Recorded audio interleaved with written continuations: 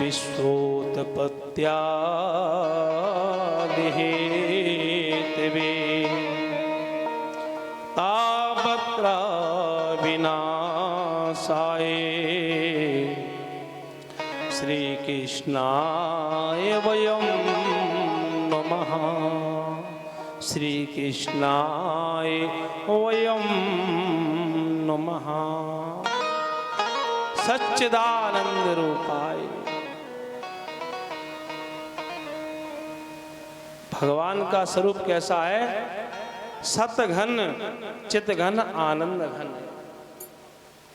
ऐसे स्वरूप भगवान श्री सच्चिदानंद भगवान स्वरूप जो विश्व का पालन सृजन एवं संहरण तीनों के जो हेतु हैं,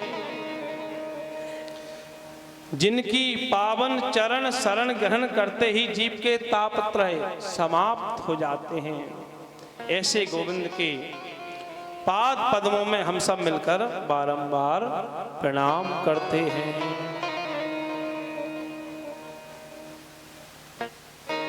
महाभागवत श्री सुखदेव जी का ध्यान करते हुए आइए उसी स्थान पर हम चलें। नेमी सारण क्षेत्र। नेमी सारण क्षेत्र किसको बोलते हैं? सभी देवताओं ने एक बार मिलकर एक बैठक करी, मीटिंग करी कि महाराज 1000 वर्ष का हम एक सत्संग करना चाहते हैं।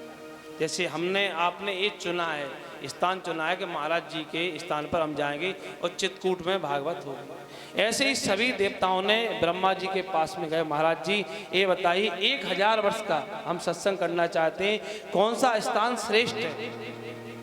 तो ब्रह्मा जी पहले तो सोच में पड़ गए कि पूरी भूमि ठाकुर जी की गोपाल की है। तो उन्होंने एक अपना धनुष्मान निकाला और छोड़ दिया और कहा देवताओं जिस जगह ये रुक जाएगा उसी जगह आप कथा प्रारंभ कर देना। सत्संग का स्थान भाई आपके लिए निर्धारित होता है। तो देवता तो पहले वायु प्रधान थे, तो जैसे ही उन्हें धनुषकोटि छोड़ दिया तो वो आगे आगे जा रहा है, पीछे पीछे सभी देवतागण जा रहे हैं और चलते चले जा रहे हैं। ऊपर से आकाश से देवता आए तो लखनऊ के थे, आगे सीतापुर है, वहां पर है नेमी सारण क्षेत्र। तो वहां पर वो रुक गया और धनुषकोटि के जैसे धनुष होता है उसके आकार में वो रुक गया, उसी को नेमी सारण क्षेत्र बोलते हैं।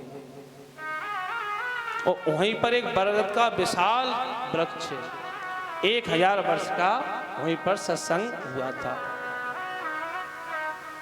तो पहले सभी देवताओं ने सूत जी महाराज से आग्रह किया था कि हमको कथा सुनाओ। तो सूत जी महाराज ने 18000 ऋषियों को ये मंगलमयी कथा सुनाई और वही कथा हम आज प्रारंभ करने जा रहे हैं। उसमें गोता लगाने के लिए प्रवेश करने जा रहे हैं।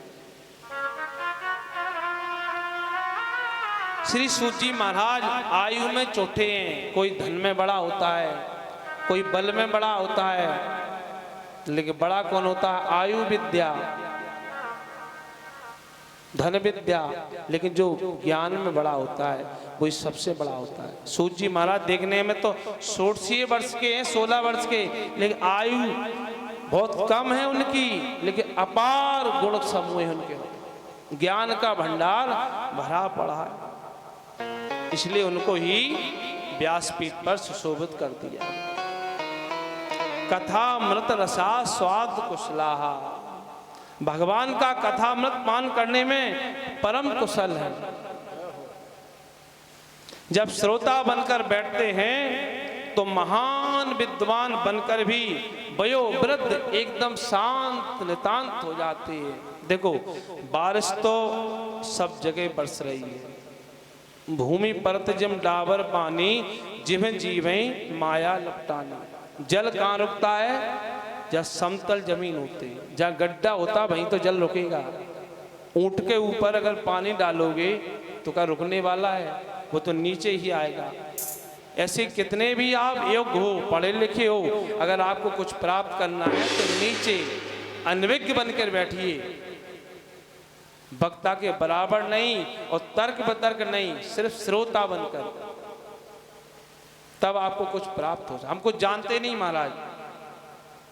दो ही का कल्याण हो सकता है, या तो जाने या माने। और तर्क वितर्क करोगे तो कुछ ना आने, कुछ आने वाला नहीं है।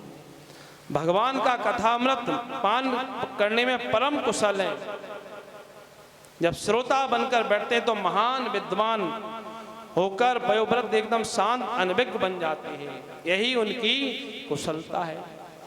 आज श्री शौनक जी महाराज ने सूत जी को नमन किया और कहने लगे, महाराज हम पर कृपा करिए, आप कोई ऐसी सत्संग सुनाइए कि हमारे अंदर जो अज्ञान भरा पड़ा है उसका नष्ट हो जाए, क्षय हो जाए। महाराज, अज्ञान दुवंश विध्वंस कोटिशूर सम प्रवाह, सूताख्यायी कथा सारम मम कण रसायनम। हे सूची महाराज, हम लोगों के हृदय में अज्ञान का घोर अंधकार व्याप्त है। त्रिभुवन के अंधकार को दूर करने में तो भगवान सूर्य नारायण समर्थ है, पर जीव के हृदयगत अज्ञान अंधकार को सूर्य की किरणें दूर नहीं कर सकती। हे सूर्य जी महाराज, उस अज्ञान तिमिर को ध्वस्त करने के लिए आपके पास समस्त सूर्य कोटि के समान प्रकाश भरा पड़ा है। उस ज्ञान का किरण एक हम लोगों पर भी पटल पर डाल दीजिए, जिससे हमारा भी अज्ञान तिमिर ध्वस्त हो जाए। हम भी जानना चाहते हैं महाराज, भक्ति ज्ञान और वैराग्य को बढ़ाने के लिए वैष्णव लोग क्या करते हैं, कैसे भक्ति उत्पन्न हो, कैसे ज्ञान बढ़े। महाराज, ऐसा कौन सा प्रयास किया जाए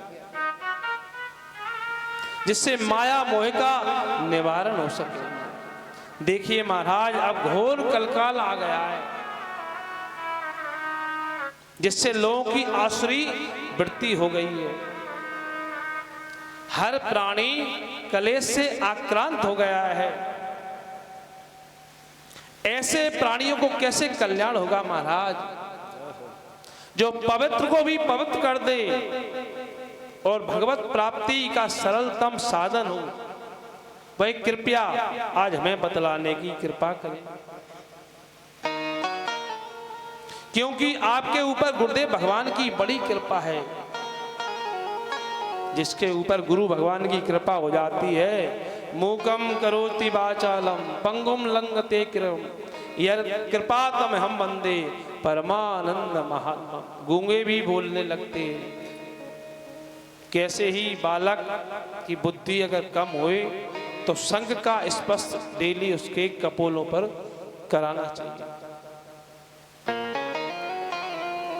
जब ध्रुव जी महाराज ने तपस्या करी, केवल 5 वर्ष के थे, और 5वें महीने में 6वां महीना जैसे लगा तो वेद वेदांत का ज्ञान प्राप्त हो गया था। तो भगवान की स्तुति तो जानते नहीं, तो भगवान ने सोचा कि मैं इसके अंदर में तो बैठे हुए हैं, मैं बाहर आ गया फिर भी ये नेत्र खोल नहीं रहा है, तो भगवान ने अपना कपोल स्पर्श करा दिया, तो चारों वेदांत का ज्ञान उनके हृदय में प्रकट हो गया। इसलिए संघ का बड़ा महत्व है। संघ को जरूर स्पर्श कराना चाहिए छोटे बालकों पर। संसार में किसी को चिंतामणि मिल जाए तो जिस वस्तु का चिंतन करो वही वस्तु उसको प्रदान कर देती है। और कल्प वृक्ष का यह चमत्कार है कि जिसके नीचे कल्पना करो वो भी प्राप्त करा सकता है। किसी को चिंतामणि मिल जाए तो जो वस्तु की कामना करो वही आपको प्राप्त करा सकती है।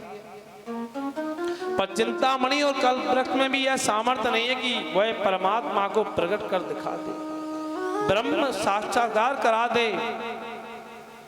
यह सामर्थ्य तो केवल गुरुदेव भगवान की कृपामयी छाया से ही प्राप्त हो सकती है।